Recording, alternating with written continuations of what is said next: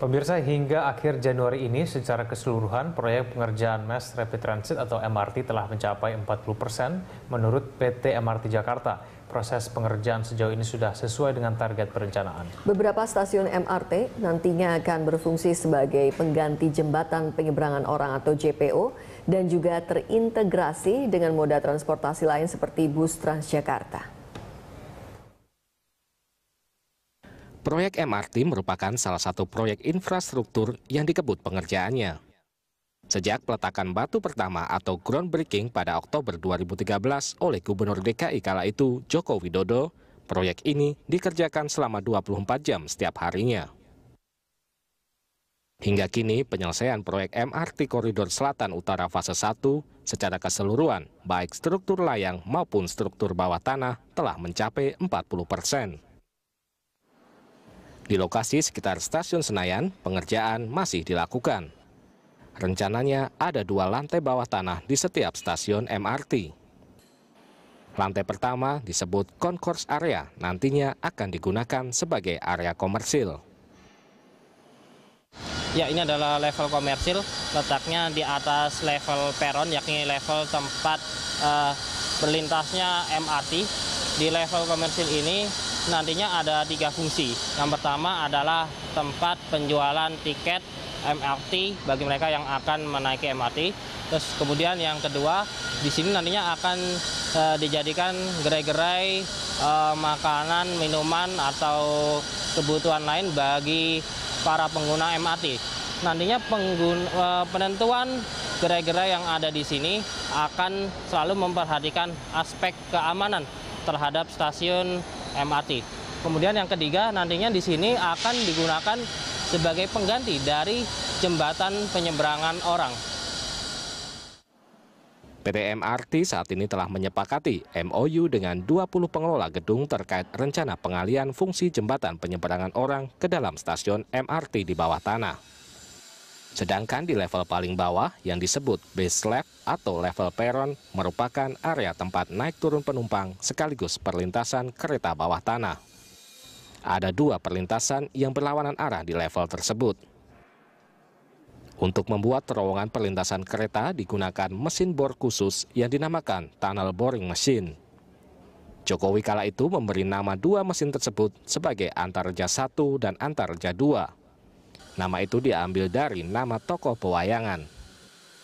Ya, pemirsa, saat ini saya sedang berada di level peron, yakni level tempat naik turun penumpang sekaligus kereta melintas. Ini kedalamannya sekitar 15-20 meter dan ini adalah level yang terendah dari stasiun MRT Senayan. Di dalam proses pengerjaan MRT ini ada 2 alat pengebor untuk 2 lintasan kereta yang dinamakan jenisnya adalah tunnel boring machine.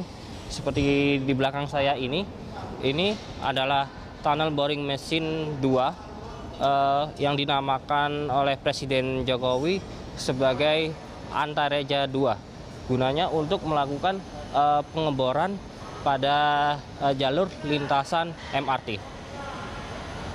Ya, pemirsa, ini adalah hasil kerja dari Antareja 1.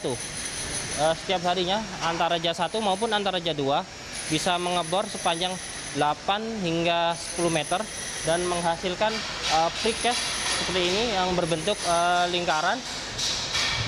Dan karena ini berada di kedalaman 15 hingga 20 meter di bawah permukaan tanah, maka hawanya cukup pengap. Dan untuk saluran udara, maka diberikan dryer, ini mengalirkan udara dari atas untuk sementara selama masa pengerjaan.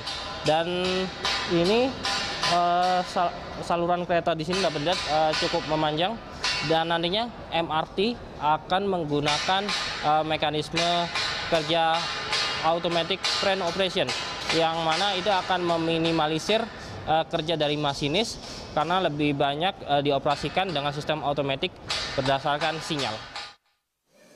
Pada 23 Desember 2015 lalu, Antareja sudah berhasil mengebor hingga stasiun Senayan. Saat ini, Antareja 1 sudah dipindahkan untuk mulai bergerak ke arah Istora.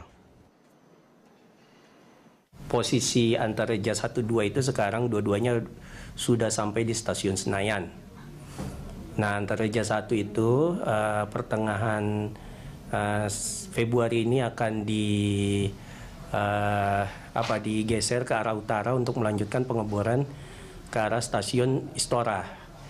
Nah, kalau untuk yang Antareja 2 kurang lebih 1 bulan setelah itu. Pengerjaan pengeboran bawah tanah MRT direncanakan akan selesai pada akhir 2016. Secara bersamaan juga akan dilakukan pembangunan stasiun. Masyarakat DKI Jakarta nantinya akan merasakan MRT pada awal tahun 2019. Beroperasinya MRT diharapkan bisa mengurangi kemacetan di kota Jakarta.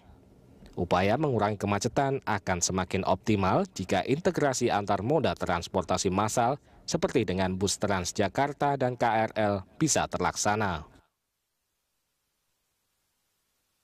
Faizin Adi, Aditya Eko, Muhsin Jalal, Berita 1, Jakarta.